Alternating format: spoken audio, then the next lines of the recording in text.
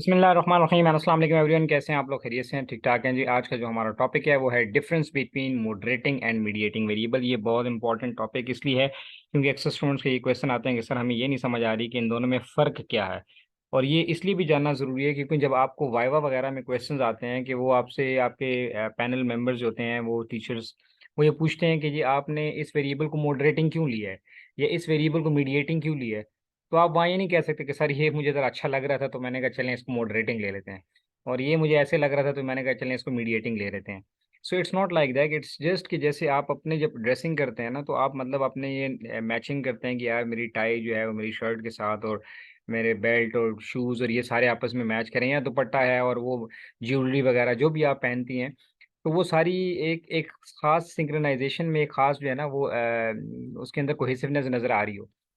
तो अगर आप ऐसा नहीं करेंगे तो फिर बंदा थोड़ा सा ऑड सही लगता है। जहाँ भी जाते हैं तो हर बंदा एकदम वो पता लग जाता है कि यार इसको कोई ड्रेसिंग की सेंस नहीं है। बिल्कुल ऐसे ही जब आप रिसर्च में बाद स्टूडेंट ऐसे करते हैं कि सर बस ये मेरे ख्याल में इसको मैंने मॉडरेटर डाल दिया है, तो फिर वो क्या होता है कि आपकी किसी न किसी तरीके से वो प्रोसेस जो है वो थीसिस चलता रहता है, और जब वो वाइवा में आता है तो वहाँ पे जाके फिर वो कोई पैनल मेंबर जो है वो टीचर जो है वो आपको फिर वहाँ पे आपकी मतलब आपको बातें भी सुना देते हैं कि यार ये आपने कैसे ले लिया, ये तो यहाँ मीडिएटिंग आता ही नहीं है। बाज़ ऐसे वेरिएबल्स होते हैं जो दो वेरिएबल्स के दरमियान एज ए मीडिएटर या एज ए मॉडरेटर आ ही नहीं सकते, वो दोनों में से कोई एक चीज़ बन सकते हैं। तो इसको हम ज़रा आज समझेंगे, ठीक है जी। मैंने चाहा कि थोड़ा सा आपको इसलिए इसकी इंपॉर्टेंस बता दूं कि ये अक्सर जो है वाइवा में इस किस्म के क्वेश्चन जो हैं फिर वो आते हैं। और फिर ये आपको ये भी इसलिए भी पता होना चाहिए क्योंकि मीडिएटिंग का ट्रीटमेंट अलग है और मॉडरेटिंग का ट्रीटमेंट अलग है। मीडिएटिंग का मीडिएशन एनालिसिस होता है, उस पर मैंने अलग से वीडियो बनाई है एसपीएसएस में कैसे आपने करना है, या स्मार्ट पीएलएस पे आप करते हैं तो कैसे करेंगे, ठीक है। इसी तरह मॉडरेटिंग है तो उसका अलग से एनालिसिस है, उसकी इंटरप्रिटेशन भी उसी तरह ही है।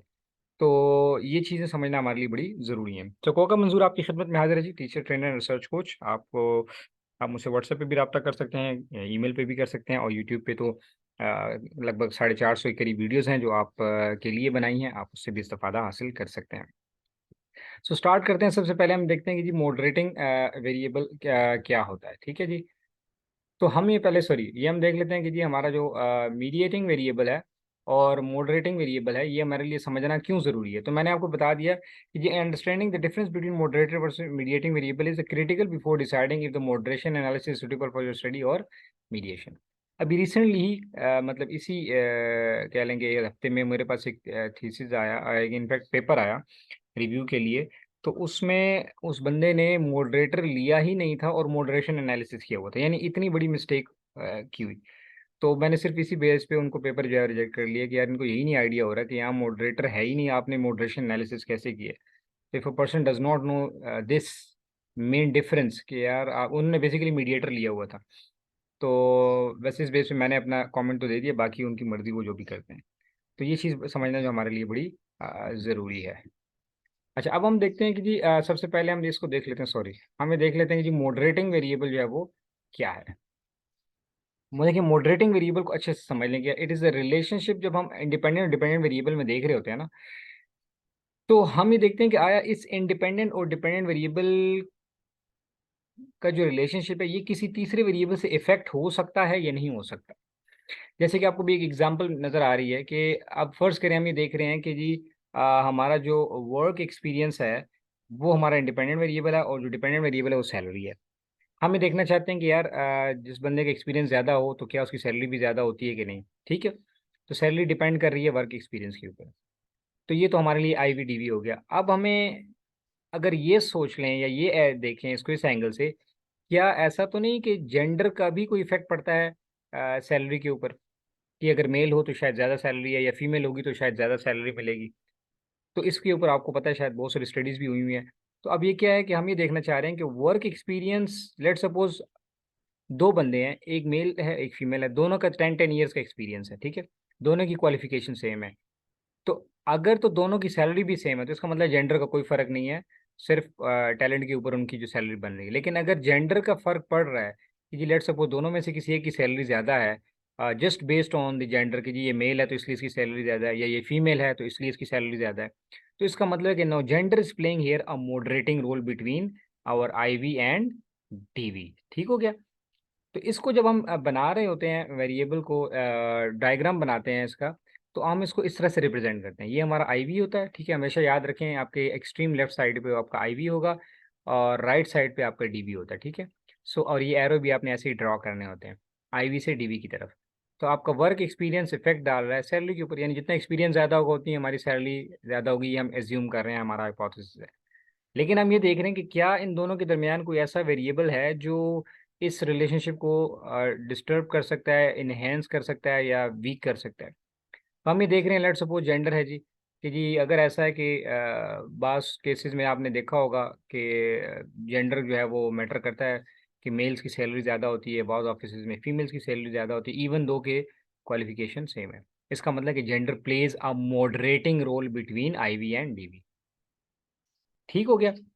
तो इसको आपने हमेशा इसी तरह ही रिप्रेजेंट करना है, या यूं ऊपर से एरो नीचे ड्रॉ करेंगे या यूं नीचे से इस तरह एरो ड्रॉ करेंगे। ठीक हो गया। तो मॉडरेटर हमेशा इस तरह से आपने मॉडल में ऐड करना है।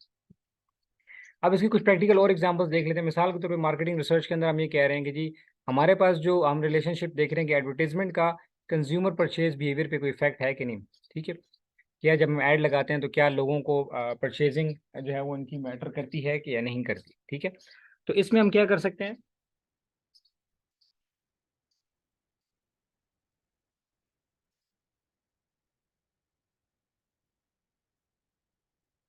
सॉरी, इसमें हम क्या कर सकते हैं कि लेट सपोज हम ये देख रहे हैं कि जी क्या ऐसा तो नहीं कि एज जो है वो इन दोनों वेरिएबल्स के दरमियान इफेक्ट डाल रही है। मिसाल के तौर पे एक 18 साल का बच्चा जो है या लड़का जो है वो लड़की ऐड देखे, उसके परचेज बिहेवियर पे कितना फर्क पड़ता है, परचेजिंग बिहेवियर पे। और वही ऐड एक लेट सपोज 40 साल का बंदा देख रहा है या 60 साल का बंदा देख रहा है, ठीक है, तो वो कितना तेजी से उस एडवर्टीजमेंट पे रिएक्ट करता है। ठीक है, तो अगर ऐसा है तो हम कहेंगे age is playing a moderating role. ठीक है, इसी तरह इसी तरह इनकम भी हो सकती है कि जी एक बंदा ऐड देख रहा है और उसकी इनकम लो है, तो जाहिर है वो इफेक्ट नहीं बाय करेगा क्योंकि उसको इनकम अलाउ ही नहीं कर रही। दूसरा बंदा थोड़ा वेल्दी है, वो एडवर्टाइजमेंट देख के अट्रैक्ट हो जाता है कि हाँ यार ये मेकअप की चीज़ या ये चीज़ जो है ये गाड़ी या ये परफ्यूम जो है ये मेरे लिए बड़ा अच्छा है वगैरह वगैरह, तो मुझे ले लेना चाहिए क्योंकि उसकी इनकम उसको अलाउ करती है। तो इसका मतलब है कि एडवर्टीजमेंट तो एक ही था, दोनों की परचेज इंटेंशन भी बन सकती थी, लेकिन चूंकि एक की इनकम ज़्यादा है और एक की इनकम कम है, तो इसका मतलब income plays a moderating role. ठीक है, वो मॉडरेट कर रही है रिलेशनशिप को या कम कर देगी। अगर मिसाल इनकम कम है तो वो मेरा परचेजिंग बिहेवियर, हालांकि मैं खरीदना चाह रहा था लेकिन एक्चुअली मैं बिहेव नहीं कर सकता, मीन मैं परचेज नहीं कर सकता। ठीक है, इसी तरह पर्सन साइकोलॉजी में हम देखते हैं कि पर्सन कॉन्शियसनेस लेवल जो है may moderate the relationship between job performance and job satisfaction. कि जितना बंदा ज़्यादा कॉन्शियसनेस होगा, उसमें अंदर कॉन्शियसनेस लेवल ज़्यादा होगा, तो उसकी परफॉर्मेंस जो है वो उसकी सेटिस्फेक्शन को इफेक्ट कर लेगी। सिमिलरली सोशल साइंस में हम देखेंगे सोशल सपोर्ट में moderate relationship between income and happiness. क्या हम देखते हैं यार इनकम ज़्यादा हो तो हैप्पी लोग होते हैं या नहीं, तो इसमें हम देखते हैं कि क्या फैमिली सपोर्ट है या सोशल सपोर्ट है, वो भी कोई रोल प्ले कर रही है कि नहीं। तो लेट सपोज अगर हम यूँ कह लें कि दो लोगों की इनकम जो है वो 2-2 लाख रुपए है, लेकिन एक बंदा खुश है और एक बंदा खफा है, तो इसका मतलब एक के घर में या उसका सोशल नेटवर्क अच्छा है, उसकी फैमिली सिस्टम उसका बहुत अच्छा है, तो वो भी एक्चुअली हैप्पीनेस में कंट्रीब्यूट कर रही है। तो इसका मतलब है क्योंकि वो अभी इनकम जो है वो इस इनकम के ज़रिए अपना सोशल नेटवर्क को मज़ीद उसने अच्छा कर दिया। लेकिन ये है कि एक और बंदा है उसका सोशल सपोर्ट ठीक नहीं है, तो वो शायद 2 लाख में भी खुश ना हो गया, यार मेरी क्या ज़िंदगी है, मैं तो अकेला हूँ, मेरा तो कोई अपना नहीं है वगैरह वगैरह। ठीक है, सिमिलरली मैनेजमेंट साइंस में हम ये देखते हैं कि स्ट्रेस एंड जॉब परफॉर्मेंस में भी different depending upon the level of social support. ठीक हो, तो इस तरह से आप देखा कि आईवी और डीवी का जो रिलेशनशिप है उसको या कम कर देगा या ज्यादा कर देगा। तो इसकी मैंने एक और वीडियो में एग्जांपल दी थी, जस्ट लाइक अ डिमर। ठीक है ना, जैसे फैन का एक होता है ना, वो छोटा सा आपने देखा होगा लगा होता है, तो वो उसको जरा एक साइड पे घुमाए तो पंखा तेज हो जाता है, दूसरी साइड पे घुमाए तो पंखा आहिस्ता हो जाता है। तो मॉडरेटर बेसिकली वो आईवी और डीवी के दरमियान ऐसा ही रोल प्ले कर रहा है। ठीक है, अब मीडिएटिंग फिर क्या होता है। मीडिएटिंग वेरिएबल जो है ना ये बेसिकली रिलेशनशिप को कॉज करता है, बस ये वर्ड आपने याद रखना है। ठीक है ना, ये आईवी और डीवी के दरमियान यानी इंडिपेंडेंट और डिपेंडेंट के दरमियान कॉजल रिलेशनशिप होता है, ये उसकी वजह बन रहा होता है। तो हम इसे कहते हैं in other word it explain the relationship, ये आईवी और डीवी को एक्सप्लेन कर रहा होता है। यानी आईवी है और डीवी जो है यानी इंडिपेंडेंट वेरिएबल का इफेक्ट डिपेंडेंट वेरिएबल पे जो आ रहा है उसी रिलेशन को मजीद एक्सप्लेन करता है। मॉडरेटिंग क्या करता है, स्ट्रेंथन कर रहा था या वीकन कर रहा था। अब ये देखें आपको एग्जांपल नजर आ रही है मीडिएटिंग की, कि लेट सपोज हम कहते हैं ट्रेनिंग जो है करेंगे तो एम्प्लॉय की प्रोडक्टिविटी बढ़ गई है। ऐसे इसीलिए ट्रेनिंग करा रहे होते हैं, हमारा ये होता है कि यार एम्प्लॉयज़ को ट्रेन कर दें तो वो ज़्यादा प्रोडक्टिव हो जाएंगे। लेकिन अगर हम ये कहें कि जी ट्रेनिंग होगी तो उससे लर्निंग बढ़ेगी, जिसको ट्रेन करेंगे तो उसकी लर्निंग इनहेंस हो जाएगी, उसको अपने ज़्यादा चीज़ें सीख ली हैं, उसको नहीं उसके पास नई सॉफ्ट स्किल्स आ गई हैं, हार्ड स्किल्स आ गई हैं, उसके पास उसका एटीट्यूड बेहतर हो गया वगैरह वगैरह। तो वो लर्निंग बेहतर होगी, और लर्निंग बेहतर होने से अब वो ज़्यादा उसकी प्रोडक्टिविटी बेहतर होगी। तो आपने देखा कि एक्चुअली इस लर्निंग ने, इस मीडिएटिंग वेरिएबल ने क्या किया, इसने आईवी और डीवी के रिलेशनशिप को एक्सप्लेन कर दिया कि जी ट्रेनिंग करेगी, क्या करेगी, ट्रेनिंग से आएगी लर्निंग, और लर्निंग से फिर आएगी प्रोडक्टिविटी या जॉब सेटिस्फेक्शन या मोराल या जो भी आप डिपेंडेंट वेरिएबल ले रहे हैं। ठीक है, दिस बेसिकली एक्सप्लेन, और इसको हम ड्रॉ भी ऐसे करते हैं। देखिए उसमें हमने क्या किया था, ऊपर से नीचे या नीचे से ऊपर की तरफ एरो ड्रॉ किया था। इसमें होता है कि आईवी से एरो मीडिएटर की तरफ जा रहा होता है, और मीडिएटर से फिर एरो डिपेंडेंट वेरिएबल की तरफ जाता है। तो हम ये कहते हैं कि आईवी इसको इफेक्ट करता है और ये इसको इफेक्ट करता है। और बाज़ औक़ात हम इसको ऐसे डायरेक्ट भी देख लेते हैं कि आईवी का और डीवी का बगैर मीडिएटर के भी इफेक्ट आ रहा है कि नहीं, तो वो भी ऑब्वियसली आ रहा होता है, क्योंकि सारा का सारा मीडिएटर की वजह से तो नहीं आ रहा होता ना। तो हम बहरहाल फिर वो मीडिएशन एनालिसिस में जाके देखते हैं कि मीडिएटर आया सिग्निफिकेंटली मीडिएट कर भी रहा है या नहीं कर रहा है। तो अब दोनों में फ़र्क क्या हो गया, फ़र्क ये हो गया कि जो mediator is the reason of the effect, जो मीडिएटर है वो बेसिकली कॉज होता है, इट्स अ कॉजल रिजल्ट, वो आईवी और डीवी के दरमियान रिलेशनशिप को एक्सप्लेन कर रहा होता है, उसको कॉज कर रहा होता है। जबकि मॉडरेटर क्या करता है, it changes the effect, means level of strength and direction. Moderator क्या करता है कि आईवी और डीवी के जो इफेक्ट है, आईवी का जो डीवी पे इफेक्ट है उसको या ज़्यादा कर देगा या कम कर, ये एक्सप्लेन नहीं करता। बस ये आपने याद रखना है कि moderator must not be a causal effect. Moderator ऐसा नहीं होगा कि आईवी के बाद मॉडरेटर आएगा और मॉडरेटर पर जाके डीवी को इफेक्ट करेगा, ऐसा नहीं होगा। इसका मतलब ये फिर मीडिएटर है, मॉडरेटर नहीं है। ठीक है, ये आप ज़रा इसको आराम से बेशक रिपीट करके दोबारा भी सुन लें। ये आपने बस जुमला याद रखना है कि आपको अगर डिफेंस में भी कोई पूछे कि आपने इसको जी मॉडरेटर क्यों लिया या इसको मीडिएटर क्यों लिया, तो आपको पता हो कि सर मीडिएटर जो होता है बेसिकली वो कॉजल रिजल्ट होता है। ठीक है, वो कॉज कर रहा होता है आईवी और डीवी के दरमियान, ये एक्सप्लेन कर रहा होता है। तो ये तो एक्सप्लेन नहीं कर रहा, इसलिए मैंने इसको मॉडरेटर लिया है। ठीक है ना, तो you must have a strong justification for moderator और mediator that you have taken in your model. ठीक है, अब हम इसको मजीद दो एग्जाम्पल से समझ लेते हैं। देखें अब आपकी ये प्रैक्टिस भी है। मिसाल के तौर पे हमारे सामने एक एग्जाम्पल है कि sleep has an effect on job performance because it improves cognitive abilities. अब हमारे पास तीन वेरिएबल है, एक स्लीप है, एक जॉब परफॉर्मेंस है और एक कॉग्निटिव। तो अब हमें ये समझ आ रही है कि sleep has an effect on job performance, sleep का जॉब परफॉर्मेंस पे इफेक्ट है, ये हमारा हाइपोथेसिस है। तो स्लीप हमारा इंडिपेंडेंट वेरिएबल हो गया, जॉब परफॉर्मेंस हमारा डिपेंडेंट वेरिएबल हो गया। ठीक हो गया। अब हम ये देखना चाहते हैं कि कॉग्निटिव एबिलिटीज़ हमारा फिर क्या है, मॉडरेटिंग है या मीडिएटिंग है। तो हमें कैसे पता चलेगा, तो एक सवाल आपने पूछना है, क्या करना है, will ask the following question, does sleep have an effect on the cognitive abilities, यानी does it cause the cognitive ability. Yes, जितना अच्छी स्लीप होगी, गहरी नींद होगी, उतनी ही अच्छी हमारी कॉग्निटिव एबिलिटी होगी, हम फ्रेश उठेंगे, हमारा जहन फ्रेश होगा, कॉग्निटिव एबिलिटीज़ हमारी बेहतर होंगी। तो गया देखा आपने आपने देखा कि sleep causes the cognitive ability. तो आप फ्रेश उठेंगे अच्छे माइंड के साथ, आपका जहन अच्छे से काम कर रहा होगा, तो जहन अच्छा काम करेगा तो आपकी जॉब परफॉर्मेंस अच्छी होगी। सो इसी A causes B and B causes C. So हम क्या कहेंगे, since cognitive abilities are the causal result of the sleep, ये स्लीप का जो है वो रिजल्ट है कि हमें हमारी कॉग्निटिव एबिलिटीज बेहतर होती है, और cognitive ability is the causal result of the job performance. लिहाजा क्या हो जाएगा, कॉग्निटिव एबिलिटीज हमारा मीडिएटर हो जाएगा। ठीक हो गया।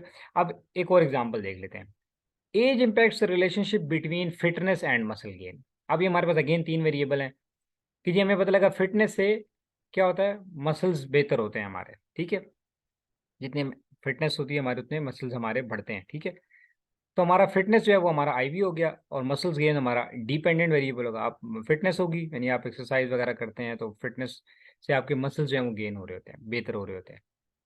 तो एज क्या है इसके अंदर, मैम मीडिएटर है कि मॉडरेटर है। अगेन हम सेम सवाल पूछेंगे, क्या फिटनेस से एज आपकी बढ़ जाएगी, ठीक है, एज पे चेंज आ जाएगा।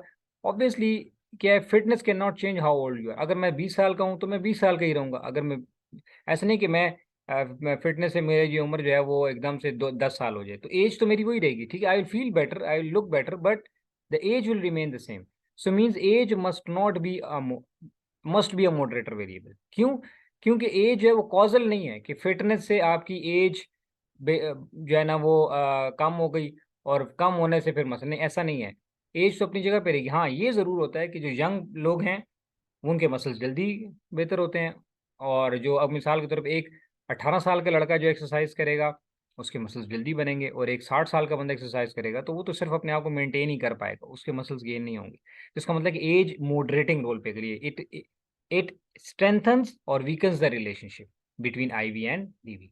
ठीक है, in case of a person having 60 years of age, तो वो उतना रिलेशनशिप नहीं होगा फिटनेस का मसल के साथ जितना कि एक 18 साल की उम्र के बंदे का फिटनेस और मसल गेन के दरमियान रिलेशनशिप होगा। तो आपने देखा कि एज जैसे जैसे बढ़ती जा रही है और रिलेशनशिप फिटनेस और मसल गेन का कम होता जा रहा है। तो एज कम थी, 18 साल का लड़का है या लड़की है, वो जिम जाते हैं, वो फिटनेस रखते हैं, तो उनके मसल ज़्यादा बेहतर होंगे। तो यहाँ पे हम इसको क्या कर रहे हैं, ये मॉडरेटर है। तो ये इसने रिलेशनशिप को कॉज नहीं किया, बल्कि ये क्या कर रहा है, सिर्फ स्ट्रेंथन या वीकेंड कर रहा है। सो सारी बात का हासिल वसूल समरी क्या है, so mediator variable must be a causal result of the independent variable.